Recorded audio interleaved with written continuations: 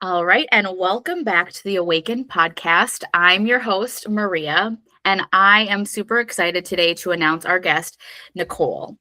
Nicole is the owner of Griot Arts, and her and I actually crossed paths a couple years ago. And so it actually feels a little bit like the tables are turned because a couple years back, Nicole actually interviewed me, and we were doing a segment on stress management resilience. Back in January of 2023. And it's ironic that our paths cross again as I bring Nicole on the podcast to talk about how are we really navigating through current chaotic times, why leaning into community is so important, especially with this hub that she's created here in Rochester, Minnesota. So Nicole, welcome to the podcast. Hi, thank you so much, Maria. It's lovely to be here. And I love when the tables are turned. It's always fun. I know. I was like, oh, this feels like a beautiful synchronicity in the world. Just too bad it's under these circumstances. Yeah, for sure. Nicole, would you share a little bit more with the listeners, a little bit about yourself, about your journey into opening up this actually space that has opened within the last year? Is that correct? And share more about your day-to-day? Yeah, for sure. So I'm Nicole, and I run a place called Griot Arts, and it's sort of the physical manifestation of it is mostly a bookstore. It's a bookstore and an art gallery. When I opened up, it's actually a year and a half ago now. It's crazy to think that much time has passed. Wow. It was really, I had so many different ideas. And before I even had sort of a brick and mortar space here in downtown Rochester, I was really just looking to have a space where I could bring community together around creativity, around the arts, specifically highlighting and amplifying voices of our Black community members, our Brown community members, and cultural expression and all those different things. Because I felt like in our arts ecosystem here in Rochester, it's growing, it's really lovely, but I still felt like that was not happening where we were able to center the voices of color in our community. And so when I first opened, I was like, okay, we're going to have a gallery space. It's tiny. It's a tiny little space. We're going to have a little gallery space. Cute. Like, it's so cozy. I can see it behind her right now. And it is such a cozy space. I think we need that too. And yeah, I'm always apologetic about how tiny it is, but I have, an art gallery that has been featuring local Black artists and artists of color in our community, which I'm just really proud of, and have been able to have like solo exhibitions for artists who've never had solo exhibitions before, or it was one of their first solo exhibitions. And so to be able to do that, and then to be able to then see, some artists were able to then go on and have exhibitions elsewhere, have their work elsewhere and just have more visibility, I think is really beautiful. And then have people come in and connect. I love it when I first opened, there were like kids who came in and they would see these paintings and be like, oh my gosh, this is so cool. And I also have a kids area in the back. I have two small kids, and so it's actually the first portion that I finished was this kids area that has the children's books, but then also toys and like a little art cart and kind of open-ended kind of play sort of things. And then the rest of the space is primarily dedicated to the books that I curate. I curate all of the books. I don't have a lot of storage, so I say it's like a boutique bookstore. I love so I have that. one or two copies of things. I take requests from people, and I try to keep sort of on top of like what people want, but also I find that I'm also kind of like an archivist, especially in a moment where people are, the powers that be sort of don't want certain stories out there. I'm also really committed to making sure that those stories exist and have a physical presence here, even if they stay on these shelves forever. And so that includes like really canonical works by a lot of Black writers and thinkers that I think have fed me and I hope can feed future generations. And so that's here. And then outside of the physical space, it's a community space for people to come in. And I have programming that I do, but I also love to partner with other artists and community members to put stuff here, to have stuff happen here. And that's always been part of the mission, is really to be a kind of hub and to bring people in and to be able to collaborate. And over the last couple of months, that has turned into a lot of resistance work in a lot of ways, a lot of work that has to do with how we come together and rise up, and how we come together and think creatively about what it's going to take for us to be liberated and to continue to do the really important community work that needs to happen. And so I love to do that in a way that centers the arts always, because I think the arts are so important. And that's the mission here is around the arts and how the arts can help us rise up. Oh my gosh, Nicole, everything is so good. And I'm going to start with, who knew that, so you opened this space a year and a half ago.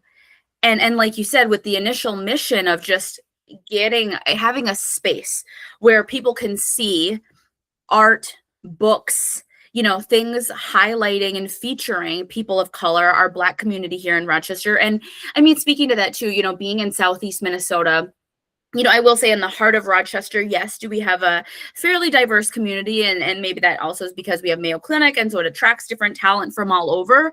But if you otherwise go out to the little suburbs of Rochester, it's still a fairly large white community. And as you mentioned, we have some great options in town, but I think it was still a lot of like white things happening, which is lovely. But I think you really created this space where people can see themselves and see their work. And also, again, we can just, I don't know, make more room for that cultural diversity in these beautiful ways, not erasing aspects of our history, but highlighting it. The irony is then a year and a half later, here we are, under a very different administration than when you opened. And like you said, all of a sudden now the space is getting to breed this other cultivation of community where we actually come together in peaceful resistance and leaning into our neighbors. And especially, for our individuals of color right now, how the administration is currently targeting individuals in a much broader way than I think we've seen under any other administration. And it's like you already had this community and this network that you could then lean into. So I guess I'm kind of like speaking to that, like from when you opened and maybe what you thought it was going to be to now realizing, okay, we also have this ability to network and come together. And again, this peaceful resistance of people rising up. How has that been for you? Almost like the whiplash of it maybe, or just maybe the evolution of what Griot Arts gets to be now? Yeah, I love that question. And I love the word evolution. I was just talking to someone recently, and I was saying that a lot of what we're seeing across Minnesota and some of the resistance has lineages. And I love that. I'm a storyteller, I'm a historian and anthropologist. I love thinking about lineages. And griot actually means storyteller, and a storyteller who keeps the story throughout generations, right? And so I think about how when I first opened, I was already working, when I opened up this space, I was already a continuation of a lineage of Black owned bookstores and art spaces. And because of that, those spaces since the beginning of since the first one started in 1883, was it 1883 or 1863? Now I can't remember, in New York, by David Ruggles. That was an abolitionist bookstore, a feminist bookstore, and a Black bookstore that he opened. And it was from the moment that he opened it, it was set on fire twice. There were people protesting outside of his bookstore. Like, it was awful.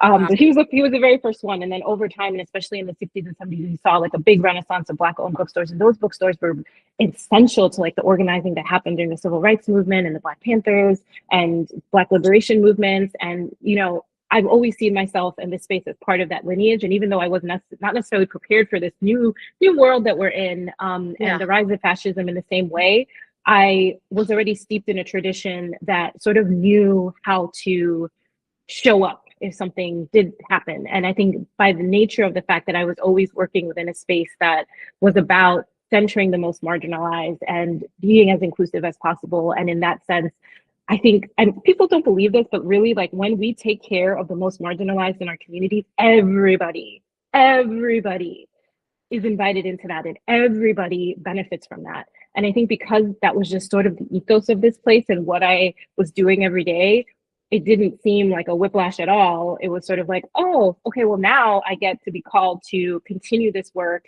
and to strengthen and deepen this work. Unfortunately, but with tools and blueprints that I know and are part of how I've always wanted to function in this space and with this space in the community. And it's true. I mean, having this space in Rochester, Minnesota is so different than having it up in the city or in another place. I'm originally from New York. This is very different.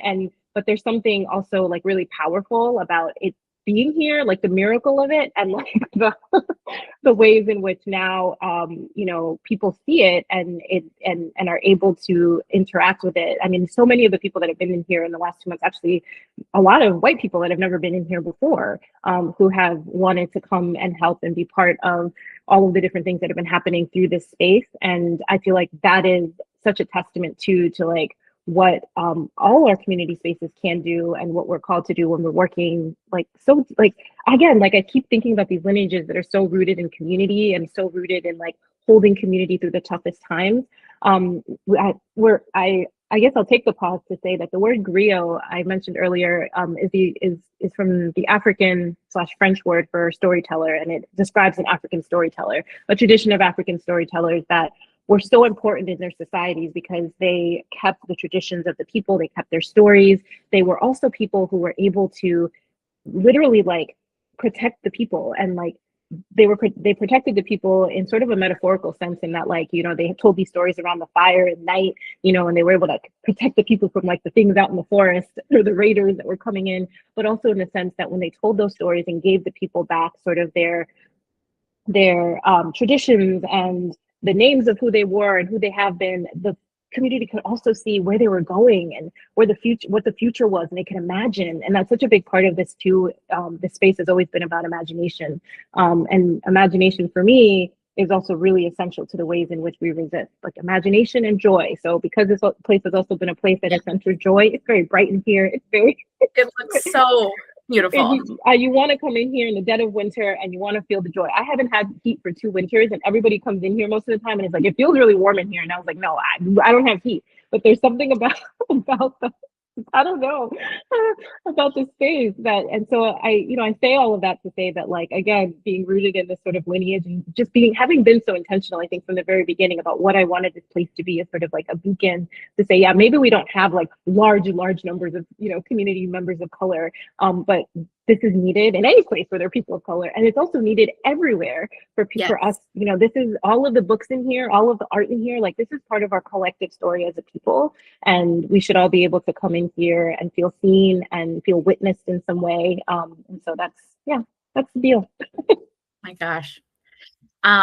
Nicole, like I was like, I'm keeping track. 3 things I want to pull from that. 1, you followed this nudge. And I mean, we could go into that, but like either way, 1.5 years ago, and obviously even before that, when I birthed this idea to even create this before it was open, you followed this nudge. And at the time you didn't even know that you would maybe be meeting a moment of fascism and resistance. And like, you know, you had no idea where it was going to go, but you trusted, and you trusted in the overall mission of what you wanted to create, which is amazing, because I'm all about people, even when it doesn't make sense, even when it feels crazy, even when it feels like it's in the face of adversity and all of these different challenges and obstacles, you know, deep in your heart, this is what you came here to do. And so you listen to that. The second piece, and I really want to speak to this too, because I think this is where it can get lost on all of us, and we just sometimes need that reminder, you know, especially like the current administration and people who come from this line of thinking where when we had these movements, like when we say Black Lives Matter, or, you know, insert any other minority, right? And they're like, well, no, but what about us? Or no, all lives matter. And really, again, I think of this current administration and people who are in there about how, like, they try to make it seem like, well, no, we can't, you know, they're trying to get rid of DEI. I mean, just ridiculous things, right? And they're saying it's because they want things equal, and we can't just highlight one community. And they're so threatened by that, right? Their fragile egos are so threatened, because God forbid if we're highlighting or lifting someone else up, then they think in their ego mind that they lose somehow, or that they're not in power. And what we know, actually, so for example, like your space, I think for people even in our local community here, if you're listening or watching to this conversation, you know, and if you're just like, oh, well, that's a space just for minorities. Oh, that's a space just for, like, oh, that's cool. That's where, like, it's like, no, we all benefit from being in community with each other, going into spaces where people from our Black community are being highlighted, people of color are being highlighted, not because it's affronting, right? And if it is, then we should look into that. But right, like, it's not because it's like, oh no, there's no white pieces in here and that makes me feel threatened. It's like, no, like, look at that, get curious about that. And so this is just a reminder that Griot Arts is meant to be for everyone, for all of our, I mean, if you haven't checked it out, and I myself even, I will say I've been in hermit mode for a bit, but I haven't even checked it out. And I'm like, yeah, no, I want to get there. I want to bring Hank there. I want to, like, experience the sense of community, especially during times like now. So I just want to highlight that I think if you have like a fragile ego, or if you're just like, no, that space is not for me, you just so beautifully pointed out that your space was created for all of our community. It's part of the community. And so I just wanted to point that out. And then there was a third piece that I was like, what did you, oh, at the end, the storytelling piece and books and how like joy. So I think a lot of times we think of resistance, especially with what's going on right now, as that means like we got to like lift up our pitchforks. It's like that eye for an eye. And I get it. I get that like when they're fighting low, it makes you want to like lay down in the mud with the pigs or whatever that phrase is. But I think what the people of Minneapolis even showed during the most recent, what did they call it? Operation Metro Surge, that happened in the last couple of weeks, to what we're doing here locally in our community and what you're doing, is that you can peacefully resist. You don't have to technically get out the pitchforks and still be loud. Like with how people in, I did some interviews with two women that were in the cities, and how they're part of the community of being observers and getting their whistles out and just going to witness and observe what's happening, or the networks of communities here and all over Minnesota that started working together to bring food to people who didn't feel safe leaving their homes, or walking kids to school. No matter what color you were, people banded together in community, and it didn't have to look like, I don't know, fighting in a brawl. So you mentioned how storytelling and the things that you're doing is part of this peaceful resistance, and it's part of how we get to fight back without rolling in the mud. Anything else that you want to speak to that? Yeah, no, thank you. Thank you for all of that. That was great. I think, liberation has many doors. Resistance has so many different pathways, and they're all needed. And I think we need people on the front lines, like with that righteous rage and that anger and all of the things that we're all collectively feeling, like that needs to meet the moment. And then I think what Minneapolis, with all of Minnesota and all of our different little towns that we're in has shown is that we are trying, like, what is needed is a whole new world order, actually. Like fascism is presenting us, like we are living in the sick imagination of a fascist regime. Okay. Yes. And so what we need is to have a people's imagination and imagining like a movement where we literally build the new world from scratch that we want to see. And I think what we realized here in Minnesota was like, we already know part of what that means. And that means community, and that means neighbors, and that means ways in which we've already been in relationship with each other. How do we show up and continue to do that and continue to fill in the gap when our government refuses to, when we're being hunted by, the government and federal agents, all of those things. And so I think that piece of it, where that sort of peaceful resistance, I think came from such a deeply rooted place of like community and love, like not like that radical love, like not the love that I think we sort of write off, but like, again, like that radical love that, moves like the mountains and, creates the revolutions. Like that is what we're seeing at work here. And I think, for me, the storytelling piece of it is like so much like before they send federal agents and troops into our streets, they tell us what we cannot say. They tell us what we cannot read. They tell us all of this stuff. Like it is all about the story and managing the story. If fascism starts, any regime of domination begins with a story. And every movement for liberation begins with a story as well. And for me, there's so many stories already that, and this comes from my background too, as like a DEI dropout. Like like there were so many stories, like there's so many, the books are here. We know the history. We know what has happened in this country. We know like people have been, this is not the first time this has happened in, this is a current iteration, but this has very deep roots, and our responsibility to be able to continue to tell the story, the beautiful things, but also the terrifying and the terrible things. Like we need to hold that. Like those are James Baldwin, a Black amazing intellectual writer. He often talked about like the United States, and speaking from the the United States perspective, and saying like, our history is much more terrible and terrifying and beautiful than we've ever articulated.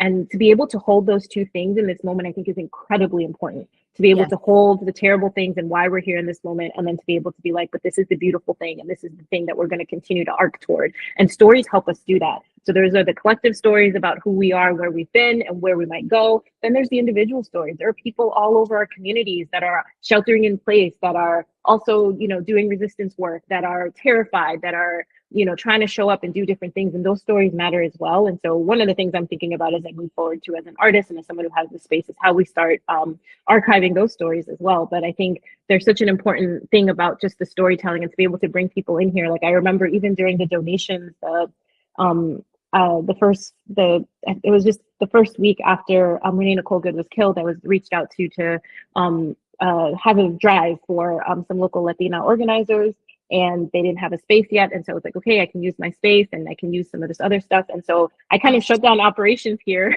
for much of January, because I did that, and then I did one with Pamoja women who serve their African community. And so I shut down the operations, and it kind of became like a collection center, which was a little overwhelming. But one of the beautiful things that happened was that people were coming in here with their stories, right? Stories about what they were experiencing, stories about what they were seeing, but also stories about how they were feeling in that moment of connection when everyone is frazzled, nobody knows if it's safe, nobody knows what to do, and to be able to come into a place and to share stories with me or with each other, like that felt really powerful. And this felt like such a beautiful container amidst the books, amidst of the art that already contained these stories, to then have these like community stories kind of like so cool unfolding. So I think about it in that way as well.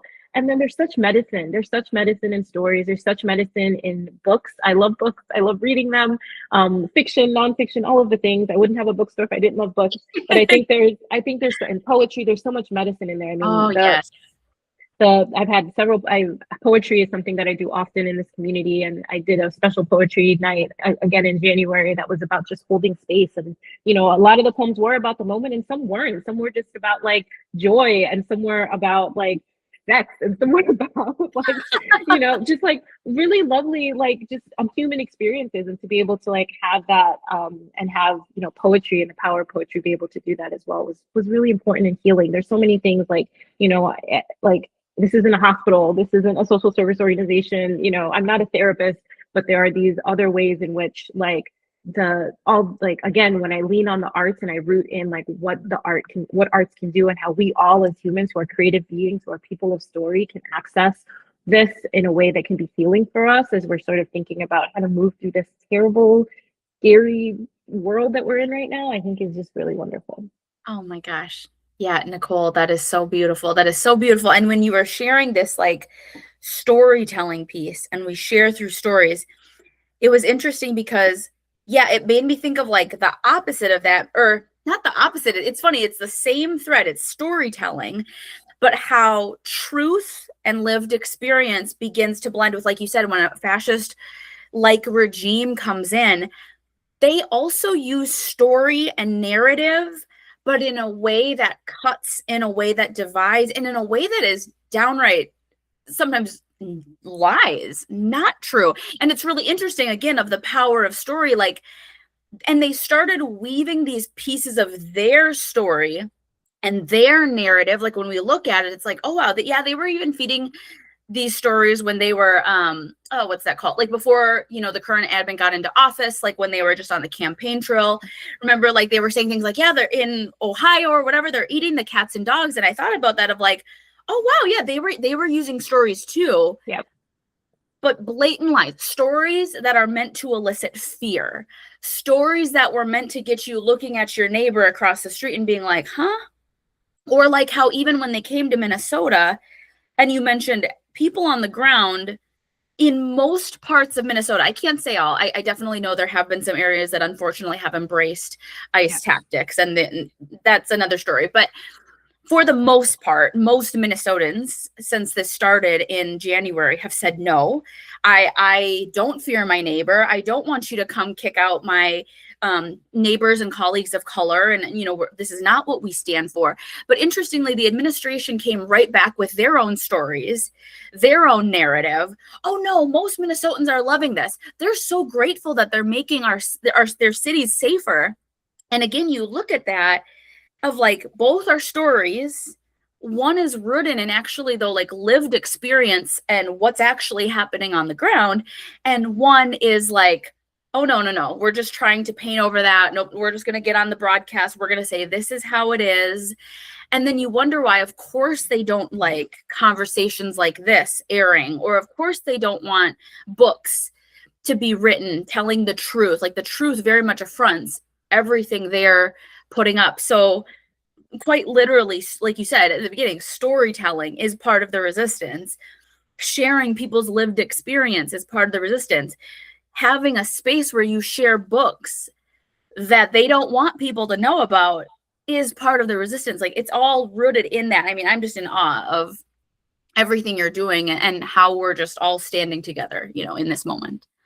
Yeah, no, thank you. And I think, yeah, I mean, the story thing is, it's something I harp on all the time. And I mean, if you look back through all the history and all the fascist regimes, like, yeah, it all, there's a narrative, there's a story, there's a mythology that they believe in and that they continue to reproduce, right? And it is, you know, and it is divisive. And it's like, for me, it's like, you know, we talked about having kids, and you know, my two younger kids, and like, teaching them a lot about sort of like narrative literacy, like what feels true, and like what, you know, like when things are hateful or are, you know, divide or are disparaging to other people, like what, you know, how you can sort of start building, you know. And it's, to me, it's so natural, like, of course, you know, but it is something that, you know, has to get built. And I think one of the things that just scare me in within these times is sort of like the ways in which, you know, fascism makes its way into our education system and makes its way into other places where our youth are and our kids are. And, even the very thing of like, you cannot teach this, or we are not going to be celebrating, you know, this month, this Heritage Month, or this, Yes. stories of pride, things like that. I mean, even just negating by omission, they've done a lot of work, even just by omitting stories. And then, you know, whether they're replacing them with their own hateful stories, you know, but the omission of the stories is a big part of it. And how we just need to continue to like speak life back into the stories and like, you know, continue to tell them and continue to speak from the lived experience, and also from all of this, like this lineage again of stories, of who we are and who we have been, which is so important. So yeah. So important. So important. Nicole, I mean, I think we could probably talk for hours, but how can people find you? How can they connect? And I'll share also some links down below, you know, just how they can find your space in your Instagram. But yeah, what's the best place, and just anything you want to impart before we wrap up our conversation? For sure. Well, it's been a pleasure, Maria. Thanks so much for having me. I'm here usually Wednesdays, Fridays, and Saturdays. And you can, you know, stay up to date with all of the things about Griot Arts at Griot Arts MN on Instagram. And on our website, I usually keep that pretty updated in terms of our hours and things. And I would just say, I think I've been telling people too, like, this is a sustained effort. Like, you know, resistance is a process. It's a lifelong one, I think. And so, I think we're seeing, we're seeing even sort of like the ebbs and flows of like how people are moving. And I think now, I'm thinking, especially with like the space that I have, and just me as a person who wants to rise up and continue to do work in the community, sustainability and what that means in terms of like your own self-care and your sort of own, like making sure that like you're filling your own cup and that you're connecting with community so that you can continue to pour back into community, I think is a really important lesson, so that we can continue to do the good, put up the good fight, you know, make the good trouble, and continue this work in ways that I think is really hopeful and exciting, and I think really is about seeding a whole new world that is more just and more beautiful, than it has been. Yeah, I agree. And I do truly think, based on what I'm seeing, and again, it's like, I think sometimes we can say like, oh, but I don't see it yet. I still see a lot of madness and chaos. But that's where, like, if you lean into community and you really do listen to people in the stories, like, I do think change is happening on the ground. I do think people are leaning more into community and how can we be compassionate and help our neighbor. So I do think we are making our effort towards this new world. And like you said, though, sustainability, like, it's just, no one was ever meant to like stay in the rage, madness, anger, chaos stream, right, that they create. And so we have to like purposefully create pockets of time where we have to step back. And so if you are listening to this episode too, I'm going to have Nicole's information linked down below, but I also created a free series called Rise. And so if you are needing a reset for your body and your nervous system, if you're needing a moment to observe and step back and look at the fear so that it doesn't overwhelm you, or just a call to action to rise into your purpose, you can also get that free resource down below in the links as well. Nicole, thank you so much for being on. It's been amazing having you as a guest today. Thank you so much, Maria. All right. Thank you.